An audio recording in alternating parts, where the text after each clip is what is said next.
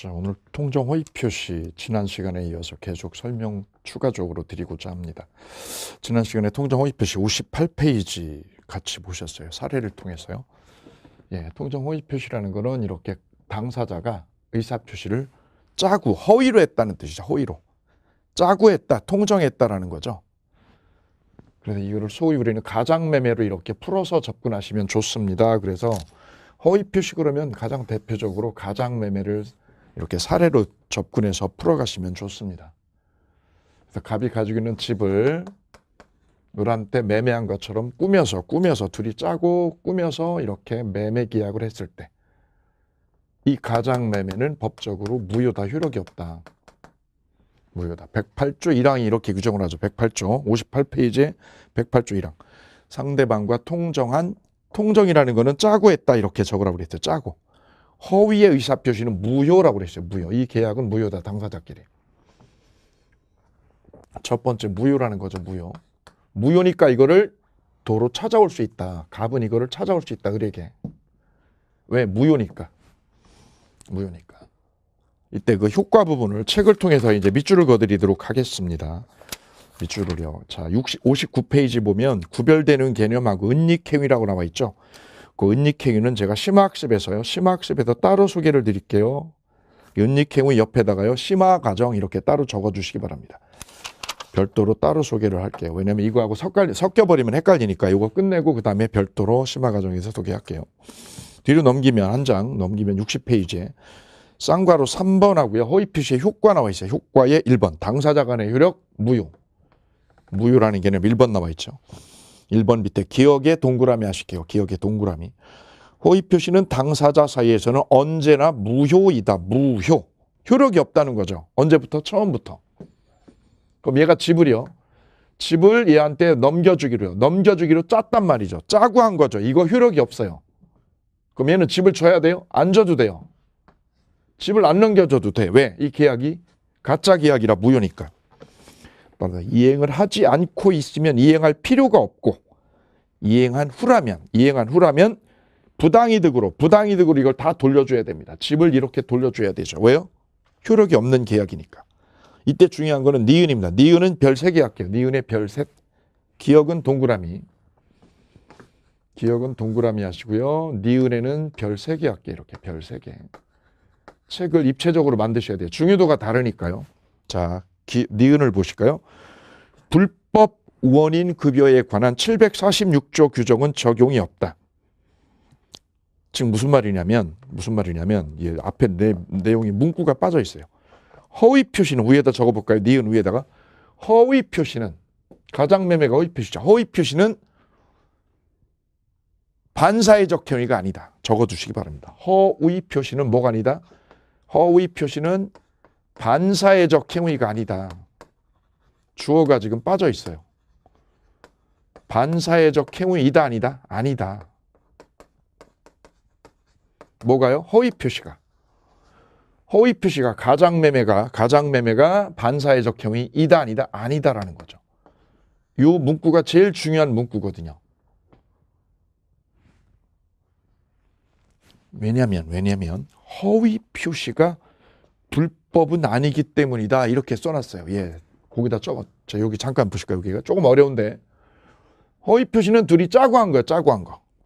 의사 표시를 짜고 한 거죠. 허위로 거짓으로 돈을 안 빌려줬는데 빌려준 것처럼 꾸미고 매매를 하지 않았는데 매매한 것처럼 꾸미고 이걸 허위 표시라고 그러죠.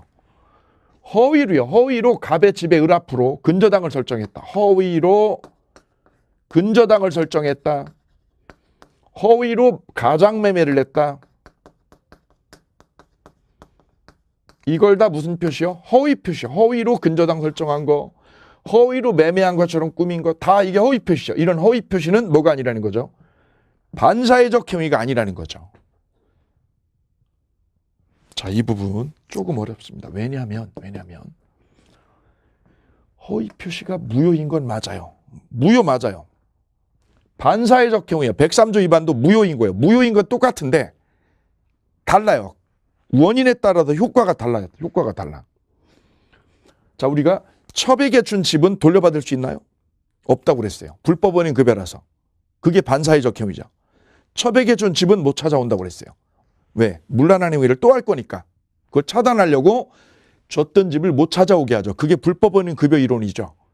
근데 이거는요. 허위 표시는 허위로 둘이 짜고요. 둘이 짜고 허위 계약을 한 거란 말이에요.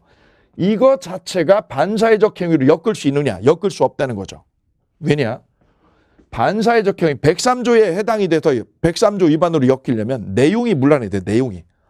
둘이 한 거래 내용이 문란했을 때 103조 위반이다. 이렇게 엮는 거거든요.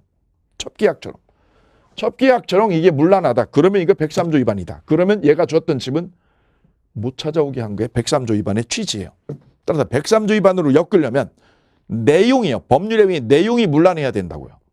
근데 지금은 내용이 문란한 게 아니라 갑과 을의 의사표시를 어떻게 했다는 거죠? 허위로 했다는 거죠. 의사 표현만 허위로 했다는 거죠. 이거는 103조 위반으로 엮을 수 없다는 거예요. 왜? 내용이 문란했을 때 103조 위반으로 엮는 거지. 내용이 문란한 게 아니라 뭐만? 표시만 허위로 했다는 거죠. 허위로. 둘이 짜고요. 둘이 짜고. 이거는 103조 위반으로 엮을 수 없더라. 이 점이 여기에 포인트예요. 가령 아빠 엄마 둘이 어린애를 놀려주려고 이렇게 장난질을 했다고 해볼게요. 아빠 엄마 둘 다 죽은 것처럼 까꿍 하고 쓰러졌어요. 이때 어린아이가 이거를 진짜 죽은 걸로 믿었다고. 아빠 엄마 죽는 거야 까꿍 하고 쓰러지는 순간 애가 울죠. 이게 아빠 엄마가 허위 표시한 거거든요. 둘이 짜고 허위 표시한 거야. 이거를 103조 위반이다. 사회질서 위반이다라고 할 수는 없잖아요. 표시만 아빠 엄마 둘이 짜고 죽은 것처럼 한 거라고. 이거는 사회질서를 문란하게 하는 거하고 동일시할 수 없기 때문에 허위 표시는 내용이 문란한 게 아니라 표현만 짜고 한 거예요. 짜고 고스톱을 친 거예요. 그래서 허위 표시는 103조 위반으로 엮어낼 수 없다는 거예요. 여기에 포인트가 있어요. 그래서 허위로 근저당 설정한 거, 여기에 시험 아주 잘 나와요. 허위로 근저당 설정한 거, 가장매매한 거, 이걸 묶어서 뭐라고 그래요? 통장 허위 표시라고 그러죠. 허위 표시는 뭐를 엮을 수 없다? 반사회적 행위를 엮을 수 없다는 거죠. 그럼 이게 반사회적 행위냐 아니냐가 왜 여기서 결정적으로 중요하냐? 이 허위 근저당 설정이나 이 가장매매가 103조 위반으로 엮이게 되면 어떻게 돼? 엮이게 되면 얘가 무효라도 얘가 못 찾아오게 되죠. 무효라도 못 찾아오는 결과가 돼요. 이게 반사회적 행위가 아니기 때문에. 반사회적 행위가 아니기 때문에 갑은 뭐 할 수 있다는 거예요? 돌려받을 수 있다, 이거를. 부당이득으로 반환 청구할 수 있다. 반환 청구를 갑이 할 수 있다는 거야, 할 수 없다는 거야. 반환 청구가 허용된다는 거죠. 허용된다. 여기에 중요한 맥이 있는 거야, 맥이. 만약에 이 허위 표시가 가장매매가 허위로 근저당한 거, 허위로 가장매매한 것이 103조 위반으로 엮이게 되면 반환 청구가 허용 안 된다죠. 허용 안 된다. 근데 이게 103조 위반이 아니기 때문에 허용된다죠. 허용된다.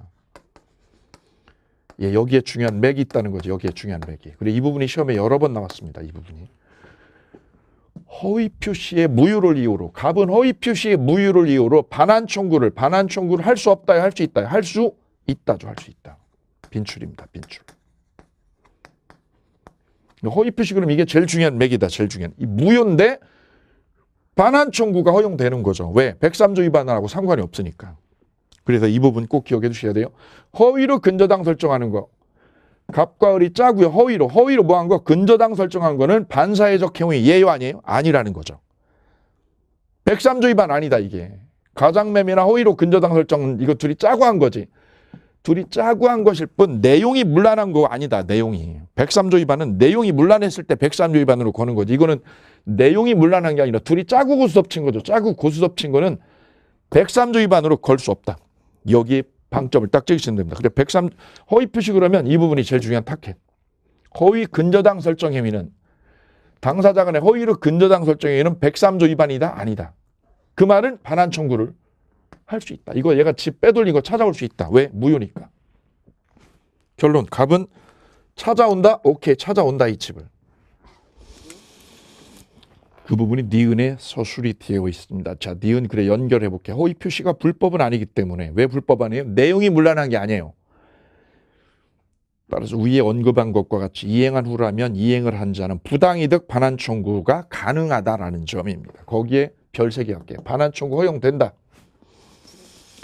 그 다음 동그라미 2번이야. 동그라미 2번. 이때 갑의 채권자는요. 갑의 채권자가 돈을 빌려줬다.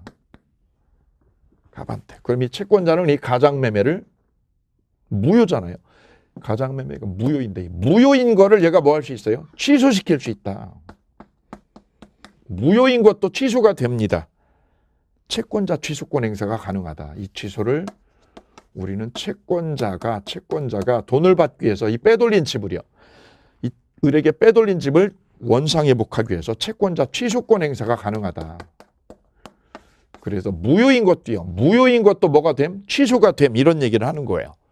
무효인 것도 뭐가 할 수 있어요? 취소할 수 있다. 이 취소를 채권자 취소라고 불러준다. 이렇게. 그게 동그라미 2번. 그래서 채권자 취소가 된다 안 된다? 된다. 옆에다 하나만 쓰시면 돼요. 채권자 취소할 수 있다. 그 정도 보시고 그 다음 우측에 동그라미 3번은 패스하시고요. 동그라미 쌍괄호 2번 보실게요. 이제 당사자 문제는 이렇게 됐어요. 당사자 간에는 무효. 무효니까 돌려받을 수 있다. 2가지만 보시면 되고요. 문제는 이 집이 제3자에게 넘어가면 누구한테요? 제3자, 선의3자에게 넘어가면 이 집을 갑이 가장 양도인 이 집을 뺏어올 수 있느냐. 이게 무효니까 이걸 무효를 가지고 얘한테 뺏어오냐 못 뺏어오냐 이게 갈리죠. 이 무효가 만약에 103조 위반이나 104조 위반처럼 절대적 무효면 이 무효가 절대적 무효면 모든 사람에게 무효로 되죠. 모든 사람에게 무효로 되죠. 그러면 갑은 어떻게 할 수 있어요? 이 무효를 가지고 뺏어올 수 있다. 대항할 수 있다. 선의3자에게 무효를 뭐 할 수 있다. 대항할 수 있다. 이런 얘기가 되죠. 뺏어올 수 있다. 이런 얘기. 대항할 수 있다는 이꼬르 뭐예요? 뺏어올 수 있다. 같은 말. 이게 무슨 무효면? 절대적 무효. 근데 여기서 무효는 상대적 무효죠. 당사자끼리만 무효라는 거죠. 얘네 둘끼리요. 얘네끼리는 무효. 당사자끼리는 무효. 그 다음 누구한테요? 선의3자에게는 유효. 그럼 갑은 뭐 할 수 없어요? 뺏어올 수 없다. 누구한테? 선의3자에게는. 이게 108조 2항이죠. 이게 108조 2항이 있습니다. 108조 2항. 허위표시의 무효는 누구한테요? 선의3자에게 대항하지 못한다. 뺏어올 수 없다. 찾아올 수 없다. 자, 그 부분 보도록 합니다. 그래서 쌍괄호 2번에 별셋. 허위표시의 무효는 선의 제3자에게 대항 못한다. 라고 108조 2항에 규정되어 있고요. 동그라미 3번 보실게요. 이제 3번. 선의 제3자를 보호하는 규정은 등기의 공신력을 부정하는 우리나라 법제도 아래에서는 대단히 중요한 역할을 하는 조문입니다. 원래는 물권법에서 이게 무효잖아요. 갑을 간에 이 매매가 무효면 이걸 거래한 것도 무효로 되는 게 맞아요. 왜요? 등기에. 이 등기가 무효면 공신력이 없어서 이것도 무효로 돼야 되는데 108조 2항 때문에 얘가 선이면 소유권을 안 뺏기고 보호받아요. 몇 항 때문에? 108조 2항 때문에.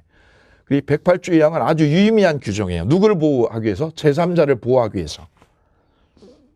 이때 기억에서 선이란 뭐냐? 선이란 가장매매를 모른 거.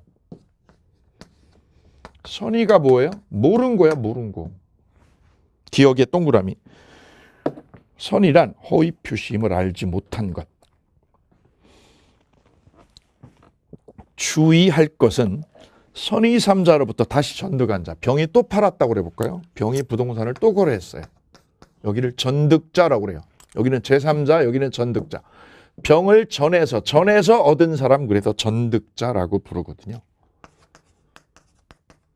전득자는 그럼 어떻게 되느냐? 얘가 선이면 유효죠. 선이면 유효. 그럼 전득자는 병을 통해서 부동산을 매매로 거래한 거니 얘가 소유권자냐 아니냐를 따지면 되죠. 얘가 완전한 소유권자면 얘도 소유권 있는 사람한테도 부동산을 인수한 거니까 전득자는 선이든 악이든 유효가 되겠다. 선이여도 유효, 악이여도 유효. 왜? 얘가 선이면 소유권을 가진 사람이고 가진 사람한테도 부동산을 인수한 거니까 얘는 무조건이다. 선악 불문하고 유효가 될 것이다. 그 부분이 기억 내용에 있는데요. 다음 니은. 이 제3자 그럼 병은 이 가장매매라는 거를 가장매매가 무효라는 거를 이걸 알았을까요? 몰랐을까요? 일반적으로 몰랐다. 그래서 니은 병의 선의는 추정된다. 추정된다는 거는 병은 냅둬도요. 냅둬도 선의로 인정받는다는 거죠. 그럼 병이 선의가 아니라는 거. 얘가 선의가 아니라 악이라는 건 누가 증명해야 될까요? 병이 아니라 누가? 갑이요. 갑이. 가장 양도인이 이게 병이 선의가 아니라 뭐였다는 거, 악이라는 걸 갑이요. 무효를 주장해서 뺏어갈 사람 갑이 얘가 선의가 아니라 악이라는 걸 입증해야 된다. 갑이 병에 뭐였음을? 악의를. 병이 선의가 아니라 악의를 어떻게 해야 된다? 입증해야 된다. 이런 얘기가 됩니다. 그 말은 병이 선의로 추정된다는 거는 얘한테 유리하다는 거죠. 국면에 있어도 유리하다. 왜? 냅더 뒤에는 선의로 되니까. 선의로 뭐합니다? 추정합니다. 얘 별 하나. 추정한다의 별 하나 하시겠습니다. 특별한 사정이 없는 한 제3자의 선의는 추정된다. 따라서 제3자가 선의가 아니라 악의였다는 거야. 악의였다라는 건 누가 입증해야 돼요? 악의를 주장하는 놈. 주장하는 놈이 누구? 가장 양도인이라고 적으세요. 가장 양도인 갑. 갑이 병의 악의를 입증해라. 기출문제. 여기도 기출문제, 여기도 기출문제. 여기 22의 기출, 여기 24의 기출. 다음 디귿입니다. 디귿. 이때 제3자는 선의이면 족하고요. 선의이면 족하고 과실이 있는 거. 과실 유무는 불문한다. 과실 있어도 보호받는다는 거예요. 무슨 얘기냐면 선의만 있으면 돼요. 선의만. 선의라는 요건이면 끝난 거죠. 과실 여부는 논하지 않는다. 그래서 디귿에 제3자는 선의이면 족하고 무과실은 요건이 아니다에 두 줄 그으세요. 거기다 쓰세요. 과실이 있어도 보호받는다. 이 말입니다. 선의면 족하고 과실은요. 과실은 상관하지 않는다. 시험 문제 잘 나오는 거죠. 선의이고 무과실이어야 한다. 여기는요. 선의이면 선의면 과실이 있어도 보호받는다고 그랬죠. 밑에는 선의에다가 뭐까지요? 무과실이어야 한다. 둘 중에 하나 틀린 거죠. 여기는 선의면 되고 과실은 따지지 말어. 여기는 선의이고 뭐까지요? 무과실까지 갖춰야 돼. 여기는 뭐라고 그랬어요? 선의 하나면 되죠. 그래서 선의라면 뭐가 있어도요? 과실이 있어도 보호받는다. 이게 맞고 밑에가 틀렸다는 얘기다. 이렇게 두 개를 한꺼번에 정리하실 거예요. 여기 별 3개. 그래서 기억은 제가 지금 중요도를 보시면 동그라미 하나라고 그랬어요. 니은은 별 하나, 디귿은 별 3개 이렇게. 아예 지금 중요도가 다르게 지금 전개가 되고 있어요. 다음 니을이요. 니을. 여기서 제3자란 누구냐? 제3자. 제3자란 이 등기를 믿고 거래한 사람. 얘를 제3자라고 그랬어요. 가라 등기나 가라 채권.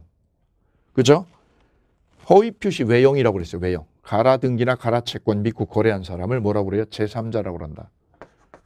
제3자란 뭐를 믿은 사람? 가라 등기나 가라 채권 믿고 거래한 사람. 오케이, 끝. 거기 밑줄. 니을의 동그라미요. 당사자 그리고 승계인이 아닌 자로서 허위 표시를 기초로 새로운 이해관계를 맺은 자를 말합니다. 당사자 둘 빼고 야 니네 둘 빼. 왜? 제3자는 니네 둘 빼고 하는 거야. 그리고 포괄승계인은 얘 상속인. 의뢰 상속인은 제3자가 아니다. 상속인은 새로 거래를 해야 되는데 상속인은 거래한 게 아니거든요. 매매를 새로 해야 되는데 상속받은 사람 의뢰 아들놈은 거래를 한 자가 아니다. 그래서 당사자 빼고 의뢰 상속인 빼고 새로운 거래를 맺은 사람을 제3자라고 부른다. 뒤로 넘어가 보실까요? 뒤로 넘어가시게 되면 박스, 보충학습에 박스 있어요. 제3자에 해당하는 경우, 해당하지 않는 경우 두 개 있죠. 먼저 해당하는 경우에는 별 하나. 우측에 제3자에 해당하지 않는 경우에 별 3개.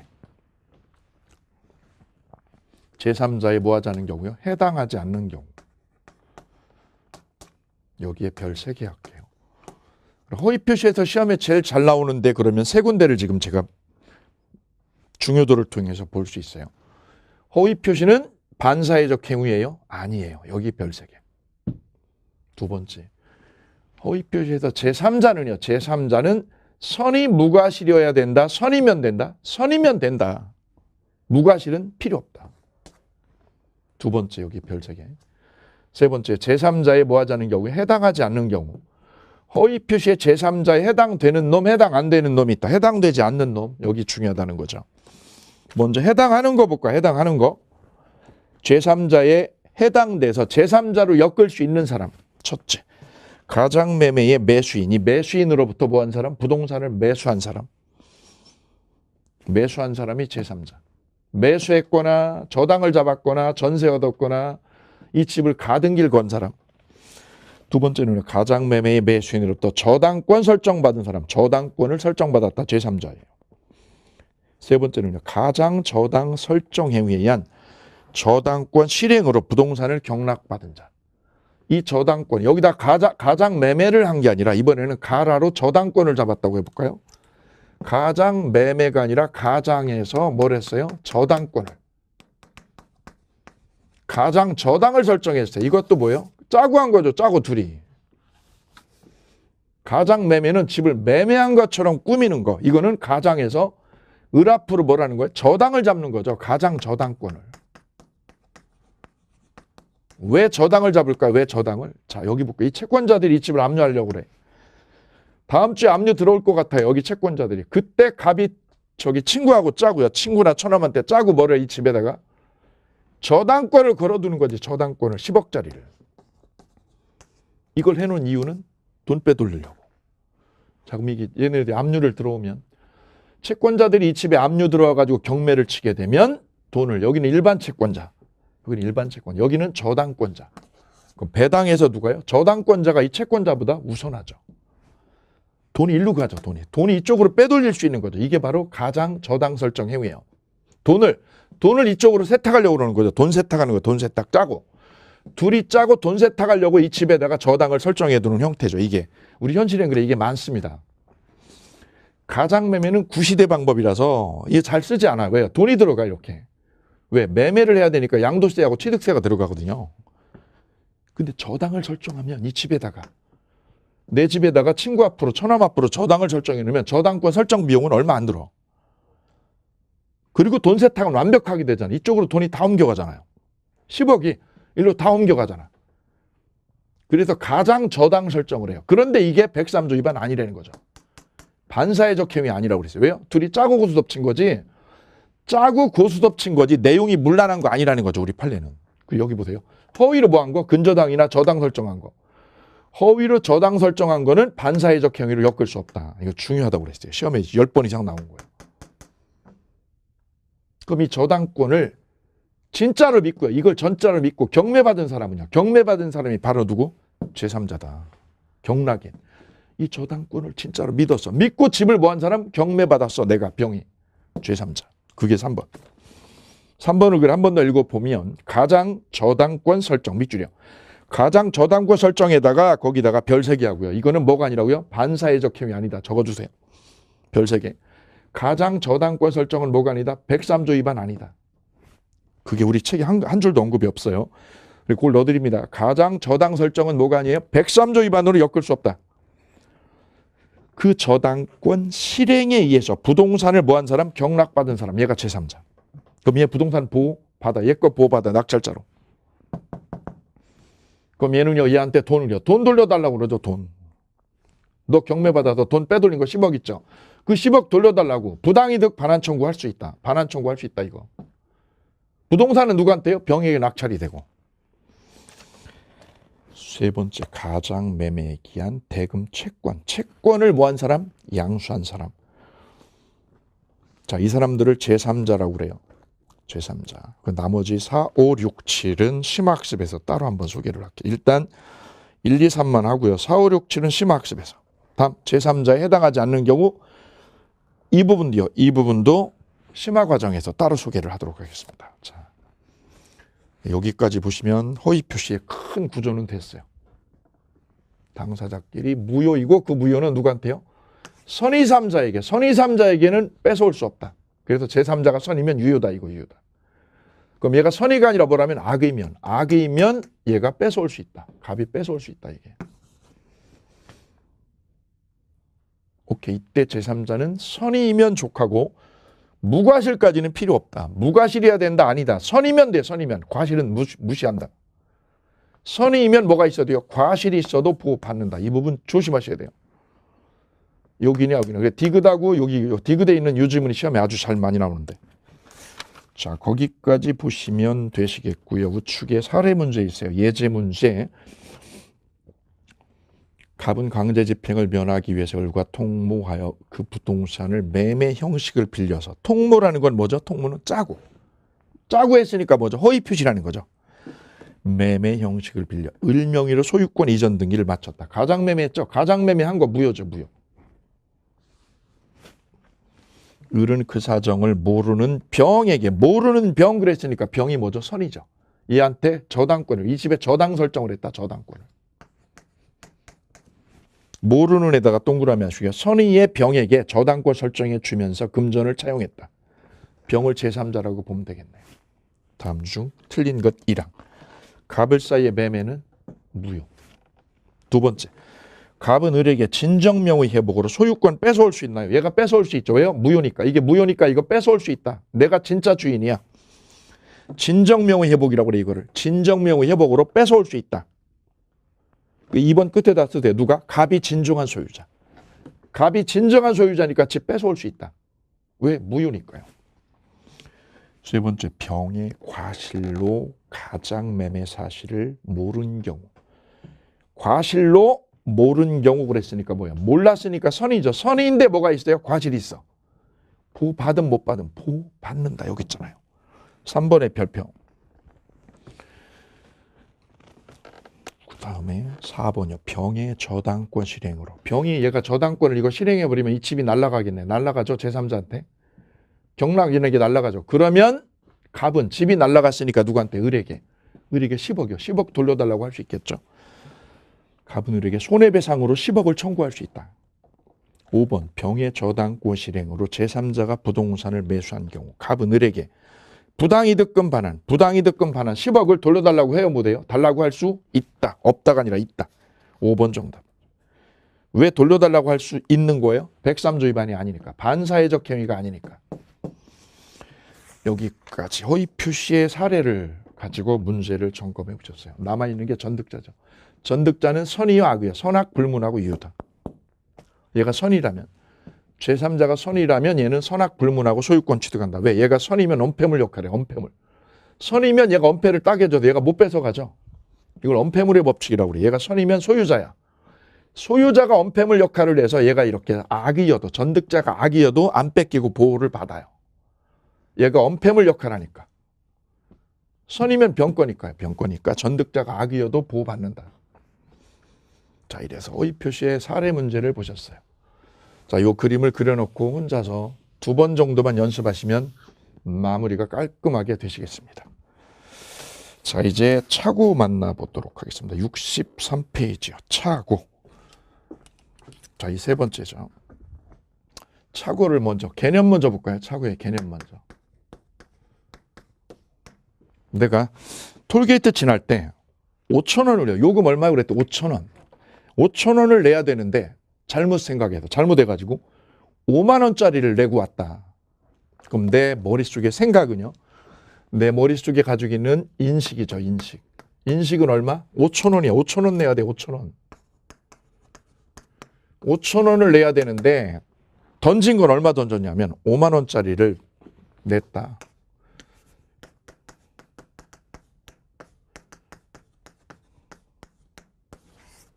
5만 원을 냈어. 5만 원을. 집에 와가지고 돈을 세보니까 이게 안 맞는 거지. 예, 차고란 이걸 말해요. 내 인식과 실제 표시가 표현한 거. 내가 생각하고 있던 인식하고 실제 표시한 게 어떨 때? 다를 때. 이거 다르죠. 다르죠. 인식이라는 거는 내가 내고자 하는 의사, 내가 돈 내고자 하는 의사를 말해요. 의사. 내 의사하고 밖으로 뭐한 거? 표시한 거하고 이게 어떨 때?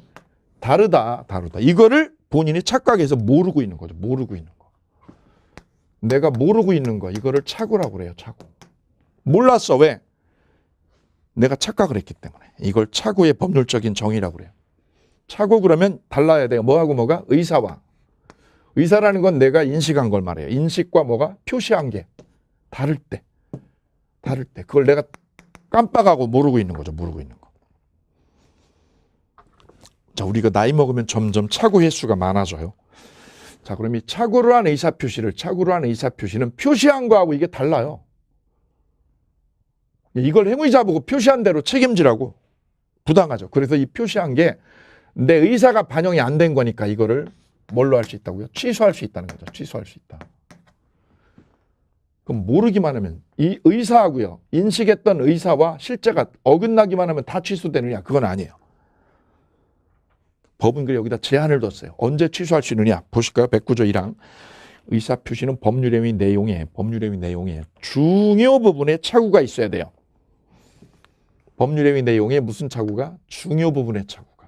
첫째, 이 취소를 하기 위한 전제 조건이 뭐냐면 중요 부분의 착오예요.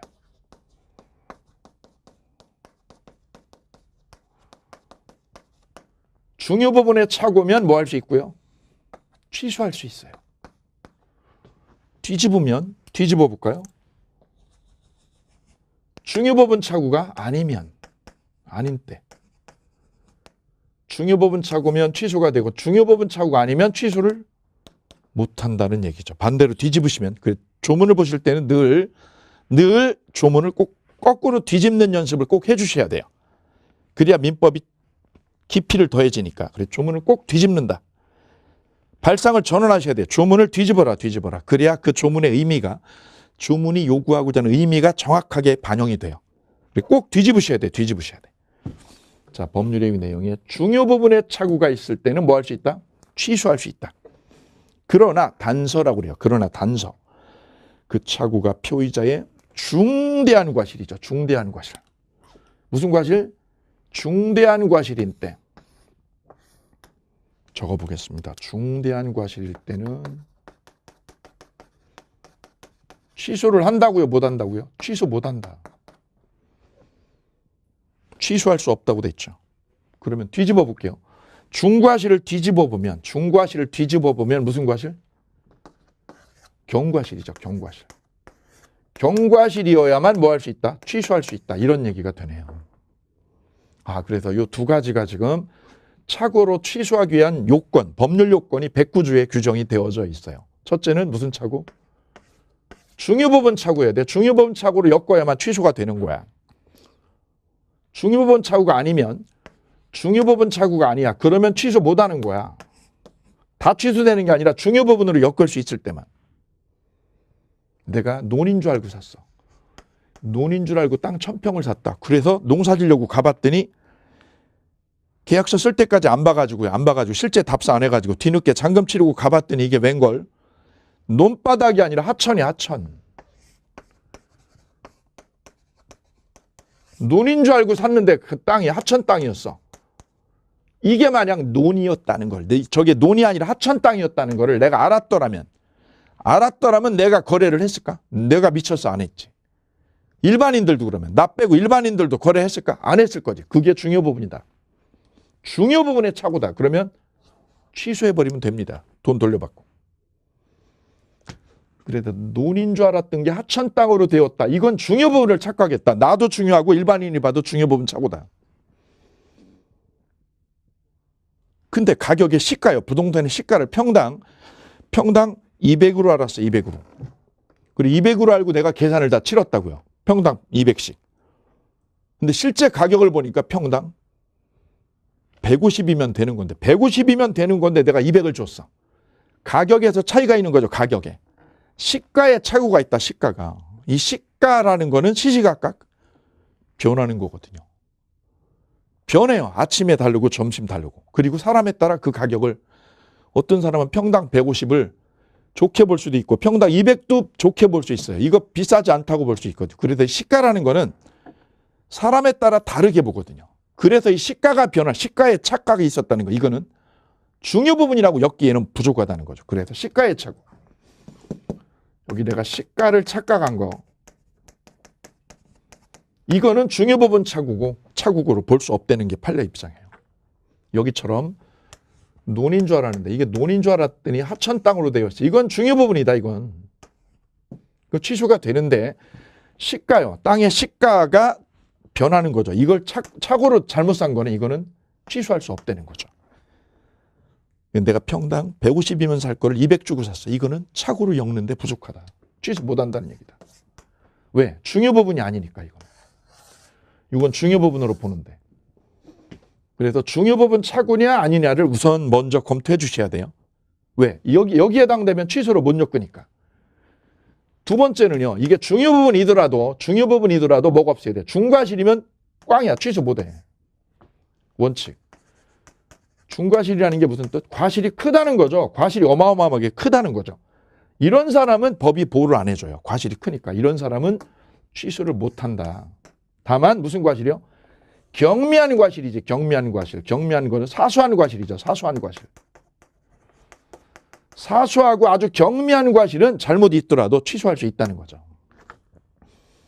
이 두 가지를 기억하셔야 돼요. 착오 그러면 중요 부분 착오해야 되고 뭐가 아니어야 돼요? 중과실 이어야 돼 아니어야 돼? 중과실이 아닐 것.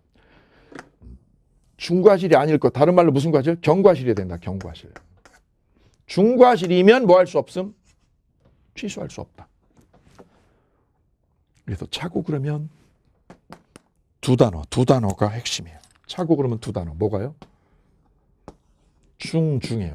중요 부분 착오이고 중과실 아니어야 돼. 중과실이 아니어야 된다. 중과실이면 취소를 못하니까 법조문 그대로 중요 부분의 착오이고 중과실이 아니어야 취소가 됩니다. 오케이 끝. 이게 109조의 조문의 취지. 자, 그래도 착오 그러면 중자 두 단어 기억하셔야 돼요. 중요 부분 착오였어요. 그리고 중과실 아니어야 돼. 중과실 아닐 것.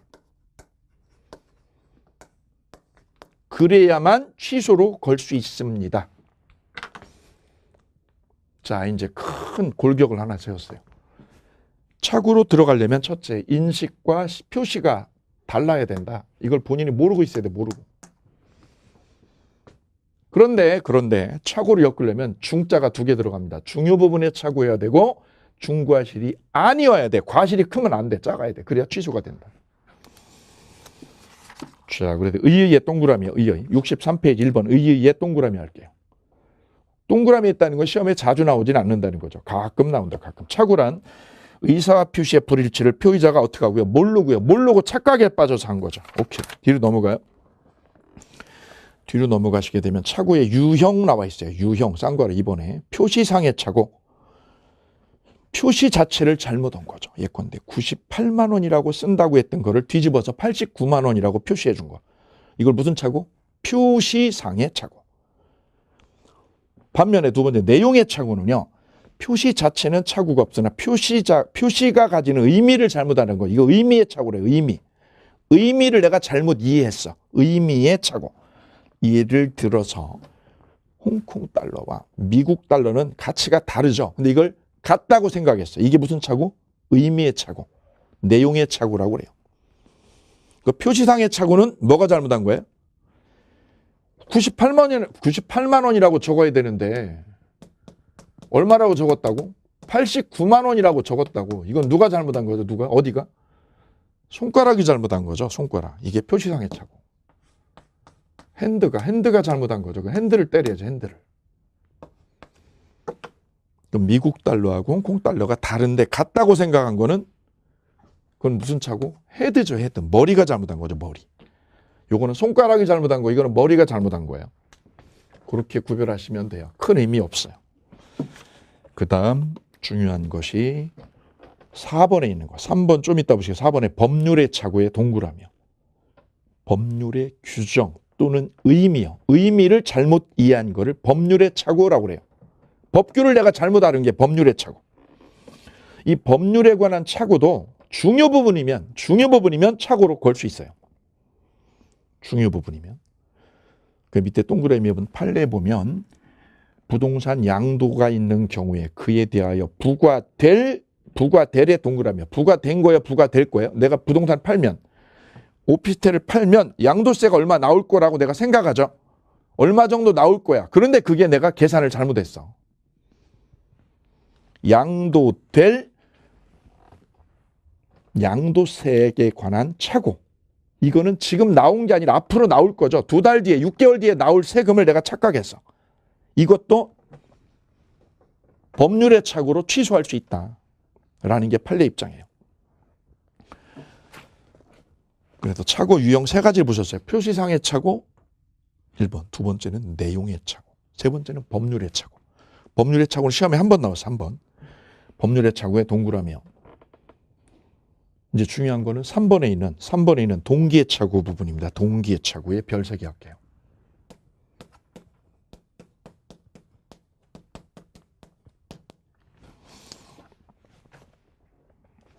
예를 들면 여기 토지가 이렇게 있는데요. 이 토지를 매도인하고 매수인하고 둘이 매매 계약을 할 때 이 토지가 매수자 입장에서 개발 가능성이 있어야 땅을 살 거 아니야. 그죠? 그래야 내가 차익을 얻죠. 그런데 이 토지가 이 매매하기로 한 이 땅이 그린벨트로 묶여 있다는 거죠. 그린벨트로 규제가 된 땅입니다. 그렇다면 보통 매수자는 사요, 안 사요? 안 사지, 내가. 매수자가 거래를 할 이유가 없죠. 그런데 이걸 샀다는 거지. 보통은 안 사는 거죠. 회피 대상이죠. 기피 대상. 건축행위를 못하니까 그린벨트에. 그런데 이걸 내가 샀어요. 왜 샀느냐? 개발될 거라는 정보를 내가 얻었다는 거지.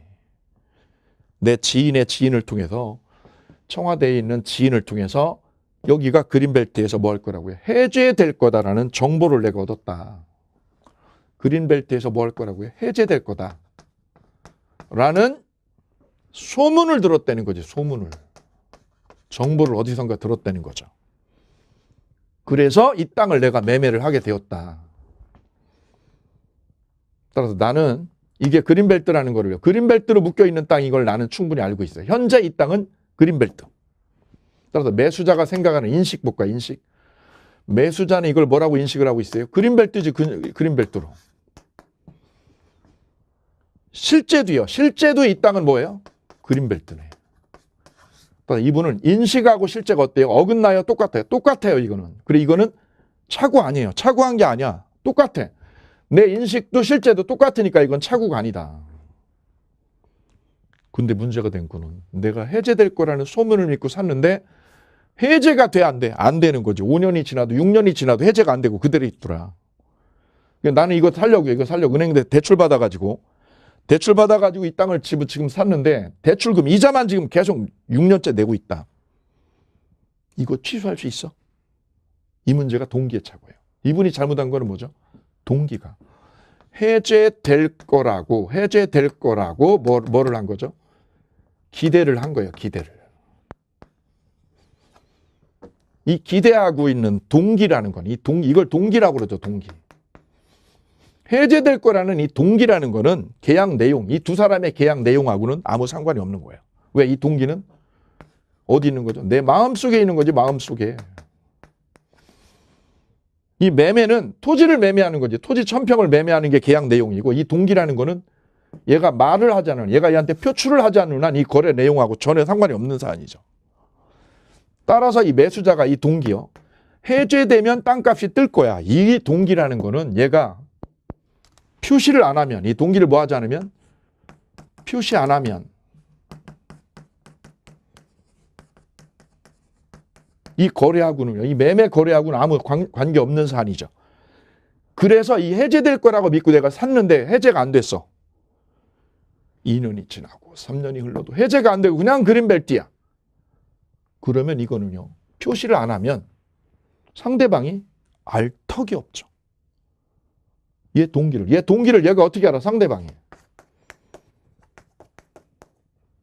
여기를 표의자라고 그래. 표의자가 이 땅을 산 이유는 땅을 샀어요. 그린벨트로 된 땅을 알고 샀어. 알고. 왜 샀어?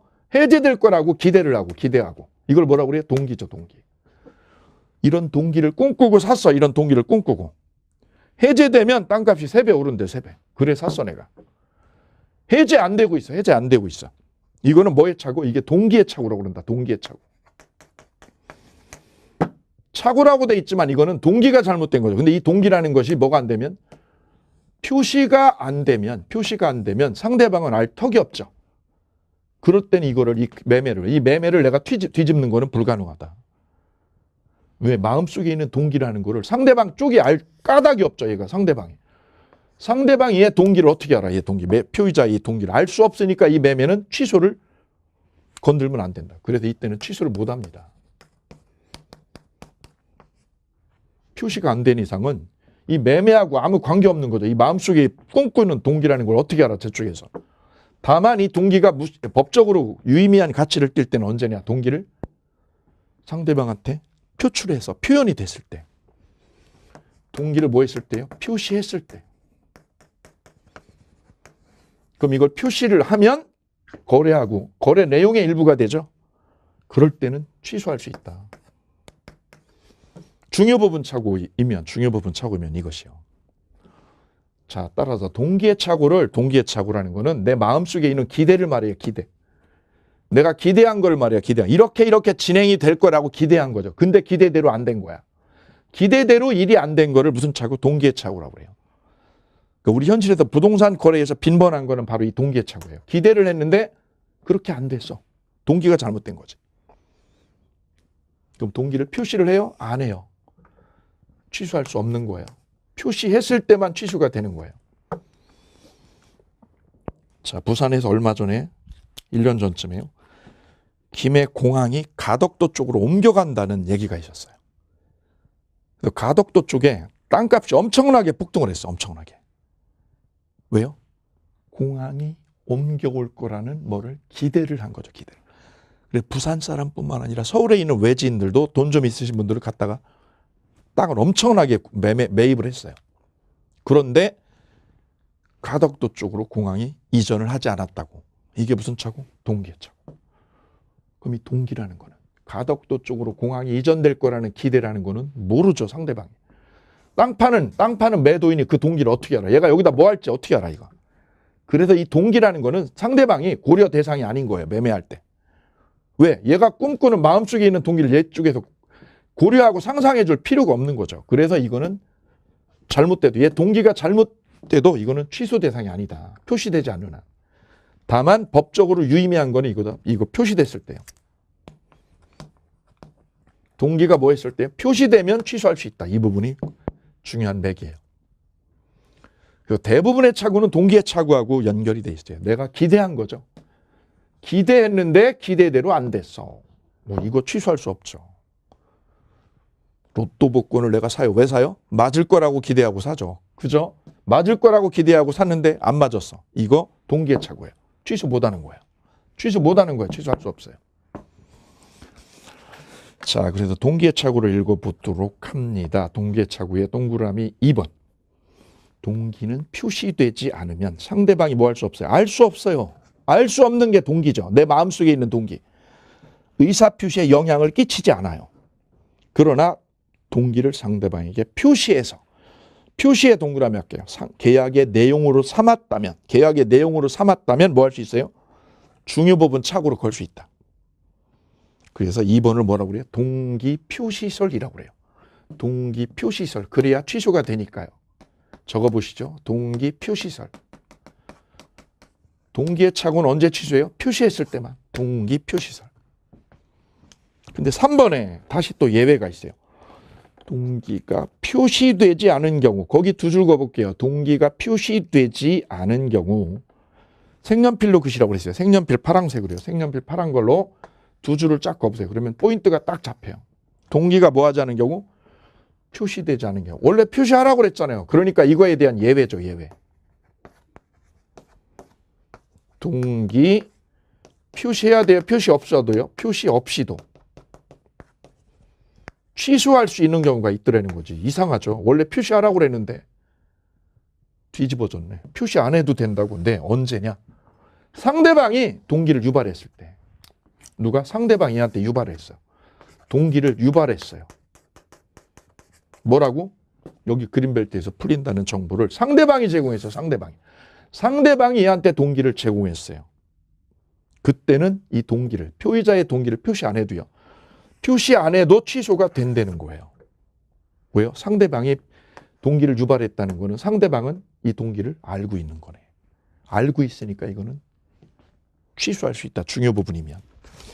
그것이 동그라미 3번이니까요. 잡을까요? 상대방으로부터 제공되었거나 유발된 경우, 거기 두 줄 그시죠. 착오로 취소할 수가 있습니다. 자, 그 점 유념하셔야 돼요. 동기 착오는 정리하면 이렇게 되는 거예요. 동기 착오는 원칙, 표시 안 하면 취소 못 한다. 2번, 표시하면 취소할 수 있다. 3번. 표시 없이도 취소할 수 있는 경우가 있다. 언제냐? 동기를 누가 유발할 때요? 상대방이 유발할 때.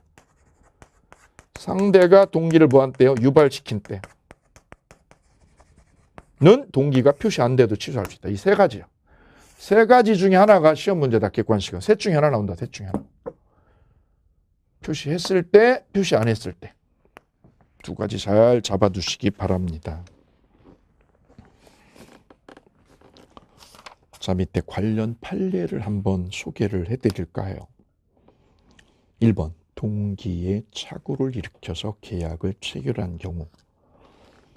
특히 그 동기를 계약 내용으로 삼은 때, 계약의 내용으로 삼아줬을 때만 당해 계약은 취소 대상이 된다. 동기를 뭘로 삼을 때? 계약 내용으로요. 내용으로 삼으려면 어떻게 하죠? 표시해야 된다. 동기 표시설이라고 적어볼게요. 위에다 동기 표시설. 두 번째, 동기의 착오가 중요 부분의 착오에 해당함을 이유로 표의자가 취소하려면 동기를 내용으로 삼을 거를 상대방에게 표시해야 되고요. 표시하고 해석상 내용으로 되어 있으면 충분하다. 이때 당사자들 사이에 별도로 동기를 의사표시 내용으로 삼기로 하는 합의까지요. 합의까지는 필요하냐? 필요 없다는 거죠. 거기에 두 줄 긋습니다. 합의까지는 필요 없대요. 동기를 뭐만 하면 된대요? 표시만 하면 된대요. 그린벨트에서 해제되면 땅값이 오른다는 정보를 내 친구가 줬어. 라는 동기를 얘한테 어떻게 하면? 표시하면. 동기를 뭐만 하면 돼요? 표시하면 된대요. 표시. 야, 여기 그린벨트에서 해제된대. 누가? 내 친구의 친구가 청와대에 있는데 걔가 해줬어. 풀린다는 정보 줬어. 표시했죠. 그거를 부동산 중개업자도 들었어. 그래서 내가 이 땅을 사는 거야. 그래서 사는 거야. 보통은 이런 말 표시 안 해요. 왜요? 이 고급 정보를 얘가 얘한테 누설할 이유가 어디 있어요. 그래 대부분은 표시가 안 되는데 이렇게 표시를 했다면 얘는 취소할 수 있다. 이게 나중에 잘못되면. 이때 잘 보세요. 상대방이 뭐라고요? 나는 그런 말 못 믿겠어. 나는 못 믿겠는데. 그럼 얘는 개발될 거라고. 여기가 그린벨트로 해제돼서 개발될 거라고 얘는 믿고 표시를 한 거고요. 얘는 못 믿겠다고요. 못 믿겠다고. 그러면 둘 사이에 합의가 된 건가요? 합의가? 개발된 거라는 거. 그린벨트에서 해제돼서 개발된다라는 정보를 두 사람 간에 합의가 됐나요? 합의가 안 됐죠. 합의는 되지 않았어요. 얘는 믿고 있는 거고 얘는 못 믿는다고 그래서 합의는 안 됐지만 얘는 표시를 했죠. 그러면 표출이 되면 표시가 되면 취소가 되는 거지 둘이 합의까지는 필요 없다는 거예요. 합의까지 필요하다? 필요 없다는 거예요. 표시만 되면 족하다는 거죠. 그래서 밑에다가 써보세요. 합의 불필요설. 합의 불필요하다. 자, 그래서 동기의 착오로 취소하는 문제를 이렇게 두 가지로 보셨어요. 원래는 표시해줘야 돼요. 표시할 때 뭐까지? 합의는 안 갖춰도 된다. 합의 불효설이요. 합의는 불효해. 불효한 거야. 표시만 하면 되는 거지. 그런데 표시도 안 해도 되는 경우가 있어. 있어. 언제야? 상대방이 나를 속였어. 이 자식이야. 이 자식이 나보고 사라고 속였어. 정보를 얘가 거짓 정보를 이 자식이 나한테 줬어. 그러면 이 표시를 안 해도 돼요. 표시 없더라도 이 계약 취소시켜버릴 수 있는 거야. 두 가지로 압축할게요. 동기의 착오 정리하고 갑니다. 동기의 착오. 자, 책에다가 여백에다 이렇게 적으시면 돼요. 동기의 착오는. 원래는 이 동기라는 건 어디 있는 거죠? 내 마음 속에 있는 거야. 마음속에. 마음속에 있는 거니까 원래 이거는 착오로 취소를 못하는 거죠. 착오라고 돼 있지만 원래 이건 착오가 아닌 거예요. 왜? 내 마음속에 있는 거니까. 기대가 잘못된 거예요. 마음속에 있는 기대가 이루어지지 않은 걸 이거를 무슨 착오? 동기의 착오라고 그런다. 옆에 고속철도가 지나갈 거라고 믿고 땅을 샀는데 안 지나가 이게. 동기의 착오지. 그죠? 뉴타운으로 재개발이 될 줄 알고 빌라를 샀는데 이것이 빌라가 재개발이 안 되네. 기대대로 안 되는 거죠. 기대대로 안 되는 거예요. 기대대로 안 되는 거를 무슨 착오? 동기의 착오라고 세려버려요. 동기의 착오라고. 요거 법적으로 어떻게 해요? 두 가지예요. 동기, 표시설. 동기가 뭐예요? 표시해야 뭐 할 수 있어요? 취소할 수 있어. 유념할 거는 합의 불효설. 합의 불효설이다. 합의는 불효예요. 합의 불효. 오케이. 이러면 마무리 1번. 2번. 동기를 누가 유발하면? 상대방 놈이 유발하면. 상대방이 동기를 유발한 때. 그때는 이거의 예외다. 예외. 정리하면 동기 표시해야 되나요? 표시 없이도. 동기에 뭐가 없어도요. 표시가 있어야 돼요? 없어야 돼요? 표시 없이도. 없이도 취소를 엮을 수 있다. 중요 부분이면. 누가 유발하면? 상대방이 유발했을 때죠. 두 가지로 동기의 착오를 마무리 짓고 넘기시면 돼요. 나머지 버리셔야 돼요. 자, 거기까지 연결을 하도록 합니다. 거기까지요. 자, 그 관련 내용이 65페이지 3번에 있는데요. 3번을 한번 볼까요? 3번이요. 판례화 해가지고 위에서 셋째 줄에 보면 이런 내용이 나왔어요. 상대방이 동기를 유발했을 때. 동기 유발을 누가 했을 때요? 상대방이 유발했을 때라고 되어 있는 사안 관련해서 하나만 소개를 해볼게요. 이렇게.